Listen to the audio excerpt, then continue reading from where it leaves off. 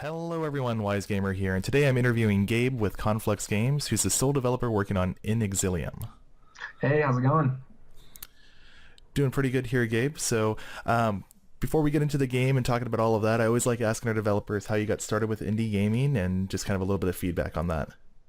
Sure. I first was kind of introduced to indie gaming and basically computer science in general in college. My first couple semesters of college, I didn't really know what I wanted to do.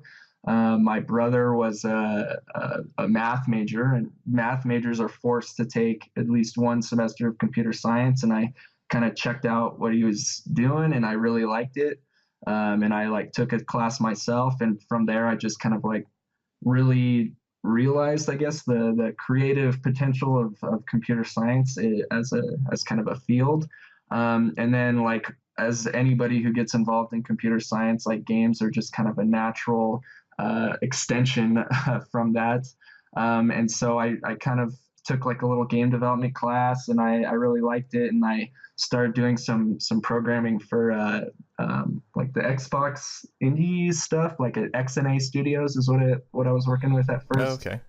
And like I, I just kind of from there, you just slowly kind of got introduced into the indie game scene and checked out the IGF or Indie Game Festival final projects and stuff, and I was pretty impressed. Oh, that's cool. One guy can make a decent game. But I think the real thing that got me into it is I actually started watching a couple of YouTubers, funny enough, that covered indie games, and it was really awesome. I'm sure I probably plenty of people have heard of Northern Lion, or I think that's his YouTube kind of name.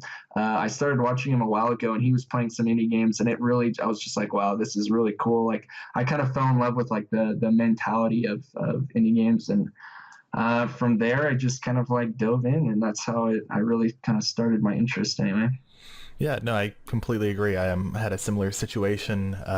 Took a random computer operator class, which was supposed to touch on a little bit of graphic design, a little bit of modeling and rigging, some computer programming and stuff like that. And the programming is just what took it off for me. And I kind of did a little bit of Flash games and stuff like that on Newgrounds, which, as we all know, isn't the best platform for distribution, but Right.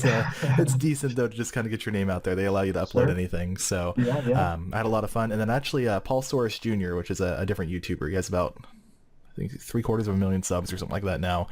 He started playing Minecraft around the same time that I heard about Minecraft from a random YouTuber that I didn't even know I was subscribed to anymore. And then, of course, Minecraft blew up after that. Paul Right. Soros Jr. blew up after that, and then he started doing indie previews, and I was like, that's something that I want to do. And finally, I'm doing it myself, however many years later now, 4 or 5 years. So, Yeah, that's funny enough. Minecraft is definitely was one of the influences too. I didn't really know. It was when I was first kind of getting into the indie scene. Oh, I just kind of heard about Minecraft, and yeah, then I first I bought it and I played it, and I was just oh my god, one person can make this. I want to do that. That's what I want to do. Yeah. yeah, definitely. I was talking to a developer from Kitata Studios last week on the interview, and same type of thing. We were talking about just the shock and awe that one person can do this, and there's a whole community of developers that do this for a living. They don't work for, or sometimes they do, but most of the time they aren't working for some big studio. They're Right. literally doing this project all on their own with little to no funding at all, and the sheer ability that they have to create these amazing games and amazing worlds with no limits whatsoever. It's just really awe-inspiring. So Yeah. we kind of talked about it a little bit. So would you say your inspiration then was kind of a mix of Minecraft and then maybe just some of the schoolwork that you did? Well, so it's the inspiration, I think, for this game in particular kind of goes back a little earlier. Obviously, there are kind of influences for from Diablo in this game, and that's definitely an influence, but possibly even more so is a game called Hellbreath that I used to play when I was younger, and it was kind of pre Diablo 2, just a isometric, multiplayer kind of fighting game, and it was kind of a typical MMO today, but there wasn't really a story or anything. It was just kind of combat. That was basically all that it was about, and kind of the movement system and how they dealt with combat and everything. I still have not played a game that I thought has kind of equally matched this game Hellbreath that I played. So that was definitely like the whole kind of like movement and combat system of the game is homage almost to kind of my formative gaming years with this game called Hellbreath. And then which actually was very closely inspired by or closely linked, or there was a lot of similarities between it and Diablo 2. And then another kind of funny inspiration that I think about it, and I can totally see why people would hear this inspiration and think it doesn't make any sense. But the game Fez actually really inspired certain aspects of this game too, and as far as level design goes and kind of how the world was structured. I really wanted to try to capture kind of a similar, really kind of segmented world. Each map, each place had its purpose, had its own thing, and there are kind of some secrets and puzzles in there. And that was, funnily enough, yeah, mostly influenced by Fez.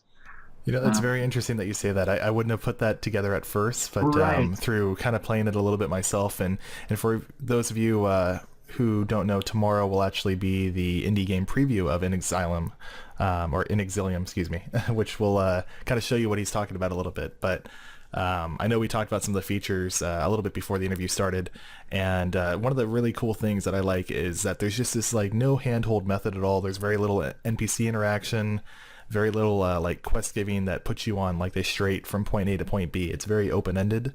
And again, kind of goes back to that Diablo feel, but also towards the Fez feel, which is totally open Right. ended too, where it's like, you know, is there anything I'm even supposed to do here? Like, what? Right. So I So really like that.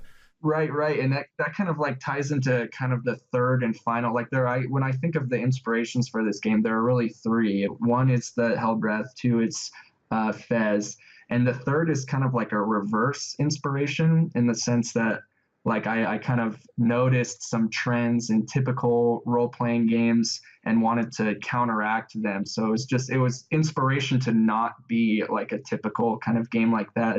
It seems like a lot of games, are really trying to create way more expansive like worlds and intricate characters and just a bunch of things to do, and they make these worlds so big that you really have no choice but to like handhold and guide the player through, or else they won't really be able to experience everything. And so I wanted to kind of take a step back from that and create a game where it's all about player exploration. Like there's no direction on where to go. There's kind of some hints, like the only kind of narrative in the game is through like signs that you'll go up to and read, and they just kind of have abstract quotes about referring to kind of a subtle theme in the game. But other than that, it's really up to the player to explore around and kind of figure out, oh, if I kill this guy, then this happens, or oh, if I do this, then this happens, and try to work their way through the game that way. Yeah, no, I really like the idea. When I first jumped into it, like I was expecting some sort of like longer tutorial like you usually see and things like that too. And at least in the version that I had, there wasn't too much of that portion of it, but I didn't really need it either. It was very comfortable to pick up and play and everything too. So speaking of some of the planned features, are we looking at doing tutorials or multiplayer or anything like that in the future? So there will be no kind of tutorials. The I kind of hope that the level design of the first map that you get put into will be tutorial enough.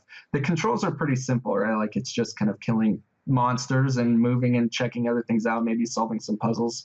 There isn't really a lot of complex things going on there. So I didn't feel a tutorial is really necessary. I just kind of lock the player in that first map until they figure out how to defeat the first couple enemies, and then they can progress and move on. Like that's as extensive of a tutorial as it's going to get. As far as other features, yeah, there is multiplayer planned, and the multiplayer is just strictly an homage back to Hellbreath. Basically, like it's going to be very simple because it is just me kind of developing it. So super extensive multiplayer is not really in the scope of what I can accomplish really on my own. But um, it's just going to be kind of like 1 versus 4 or 2 versus 2, maybe just battles, and that's it. They're going to last for like 10 minutes, and there might be some kind of primitive ranking system. But other than that, it's going to be pretty simple multiplayer wise. No, that sounds great. So are we looking at having that when the final release comes, and when are we kind of planning that final release? Right. So hopefully everything I'm planning for a release sometime in the summer. I have a kind of rough, unofficial release date of end of June-ish, but it might spill into July and maybe even further, depending on how long multiplayer takes to kind of wrap up. It's coming along really well, and it's getting there. So definitely planning to release sometime over the summer, and it's going to be just a full release with multiplayer and everything, the whole campaign. Okay, and then currently it is in closed beta right now. If anyone was interested in beta testing, are you still taking beta testers? Yeah, so you can hit me up on Twitter or email me at Gabe at Conflux Games if you're interested in playing. I'm actually thinking of hosting a beta through Desura soon. I'm still kind of playing around with that idea to get kind of a more official beta structure. Right now, I just have a group of 15 to 20 people that I email every now and then to play new updates of the game. But I might get a little more official with it as soon as the multiplayer is ready to be tested out. Okay, yeah, that sounds great, and we'll definitely have your contact information in the description as well. As far as other things going on, I know we said that there's no Kickstarter at all, but you do have a Steam Greenlight, so I'll be touching on that heavily tomorrow in the indie game preview. But do you want to see how the Greenlight's going on right now, or anything like that? Yeah, I mean, just if you guys are watching this, check it out. If you like what you see, it's definitely every indie game developer's dream to get on Steam. So if you like the game, give it a vote. Okay, and then I should say also, even if Steam doesn't work out this time around, I know that we're going to be releasing on PC, Mac, and Linux. So when that does come out this summer, you will be able to get it still on PC, of course, if the Greenlight doesn't go through. But Greenlight is completely free to support, guys. Gabe's not asking for a Kickstarter or anything like that right now. He's just asking for that thumbs up. So if you have a Steam account, check the link in the description, hit that thumbs up. It'll really help him out. Yep, great.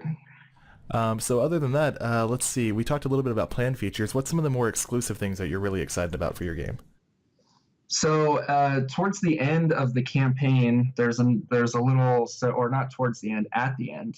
This feature is only accessible once you've completed the campaign. There's a kind of procedurally generated kind of dungeon world that will become available to you that plays in runs. Kind of like Spelunky. Actually, the algorithm used to write the map generation code is very similar to the algorithm used in Spelunky. It's not as detailed and it doesn't have as many secrets. It's pretty simple. You'll just kind of be able to go in and keep playing and level up your characters even more for multiplayer purposes or get more items and stuff. So yeah, that will only be available once the campaign's complete, and I think it'll add a level of replayability to the game after the campaign is done. That sounds really great too. Something I'm kind of curious about that we didn't touch on as much is for the multiplayer. Then, were you looking at just doing a arena type thing, or were you looking at doing more of the Diablo style in a way where you can all be in the same world together and go on these runs for like the end game and stuff like that? Right. So it is going to just be the arena multiplayer. I had originally put in kind of a co-op function, um, and it made the single player experience I felt like a less genuine. So I ended up taking it out.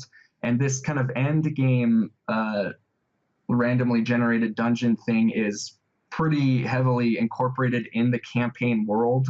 Um, so it's in that you'll load into the campaign and you'll be able to access a part of the game within the campaign to play these kind of randomly generated dungeons. And that, unfortunately, the multiplayer is totally decoupled from that part of the game. Yeah, no, I actually kind of understand that, especially like you said, taken away from the storyline. I was actually thinking about it after I asked the question, and in Diablo, when you play single player, it's a completely different experience in multiplayer, where you're literally just rushing through to get Right. to the boss and looting the boss, and that's it. So, Exactly. Yeah. And I definitely, yeah, it took away some of the kind of the things that I found most interesting in the single player were not as interesting when they had more players in there. So I took it out. Yeah, no, I completely understand. I respect that decision too. So, kind of wrapping up a little bit then, something I always like asking our developers as we do interviews is what type of tips do you have for those that are looking into indie gaming? Maybe they aren't taking a computer science class, or maybe they're still in high school and they're just kind of interested in getting started. What type of tips would you have for them? Sure. So, being a computer science grad myself, I may be a little biased here, but I actually think it's pretty solid that if you want to make games on your own, you should at least know a little bit of programming. You don't necessarily have to know enough to complete a full game on your own, but it's so helpful in getting kind of a little prototype or at least starting to flesh out ideas that you have for games. So definitely big tip, learn a little programming. Doesn't really matter what language, but just enough to be able to see something that you can kind of interact with and at least flesh out your idea a little bit. Um, and then the second piece of advice I guess I have is to kind of embrace the indie mentality, I would say. That I think it's going to be really difficult for a developer whose like ideologies don't really align with the ideologies of the indie scene to be successful in indie games. The indie scene appears to me to be a very kind of self-supported like space right now. Like indies really love to support other indies, and they like to do that because they respect each other, and there's kind of this level this idea that everyone has about what an indie is and how to create something for fun and be creative and support and respect one another. And I think if you're developing indie games for the wrong reasons, you're going to find it very difficult to be successful. Yeah, no, I can definitely agree with that. I know a lot of the other developers I've interviewed with have said the same. I should say also that, like Gabe said too, if you're making games, you don't have to necessarily be the best coder. There's a lot of different platforms out there that'll help you with all of the scripting and coding that you need to do, such as Unity, Construct 2, Flash MX. There's just a lot of different ways to kind of get into it and get used to it. And I'd recommend a programming class for anyone just for the logic value of it. There's Right. a lot of Yeah, it's good absolutely. for math and it's good for the logic part of it too, to just kind of figure out everything else. And a lot of engineering type thing. That's why they call it computer engineering at times too. Right. A little piece of advice I have, I guess, would be it seems like it's a pretty popular opinion that when you're starting out in games, to start very, very small, like start with just a simple Pong clone or something like that. And I don't know if I necessarily agree with that. I think maybe if your goal is to complete a game, to start maybe with something small like that. But I know with my own personal experience, I started with a incredibly overambitious project, and because it was super overambitious, like I learned so much more from it. Like your first 3 or 4 projects that you're going to work on, you want to try to learn as much as possible. And I think that if I was creating a small game just for the sake of creating a small game and I wasn't really passionate about it, I would just be bored. And so I say go for it. Like make that big, ambitious game that you want. You're going to learn 10 times more doing that than you will making some tiny little Tetris clone or something like that.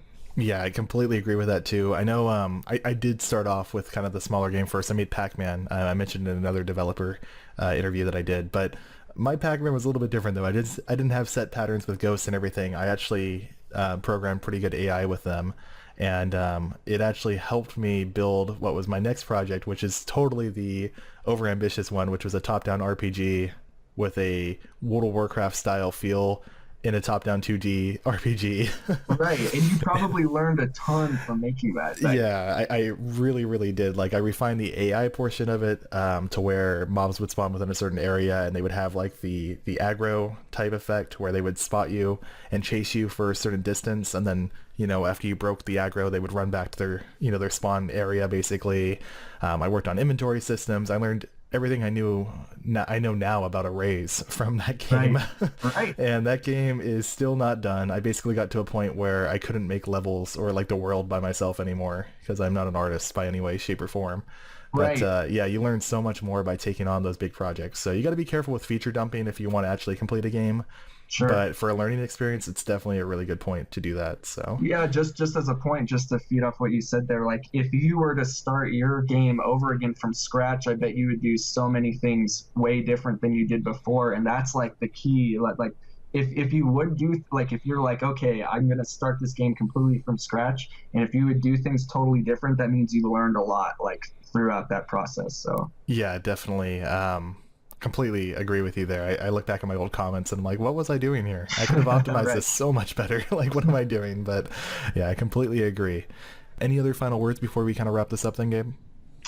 Not much. Just I guess check out the Greenlight if you get a chance. And oh, if you're interested actually in kind of the development progress, I actually do have a YouTube channel that I post videos to maybe once a month, like development progress videos. I'll just kind of put progress up there. So for those who are kind of developer inclined and are kind of curious to see how the making of a game can progress, you can check out my YouTube channel at youtube.com/Conflux Games. I don't update it super frequently, and I'm not doing it to try to amass a huge following or anything like that. Just for those who are interested in kind of seeing maybe a little bit behind the scenes what goes on. Okay, yeah, that sounds great. And again, all those links are going to be in the description. So we'll have the green light down there. We'll have Conflux Games' head website, the game's website itself, the Twitter accounts, and of course the YouTube account too. So thank you very much for your time then, Gabe, and to all the subscribers that are watching. Again, if you're interested in indie gaming, definitely check out Gabe and the other developers. They really give some great insight on how you can get into it.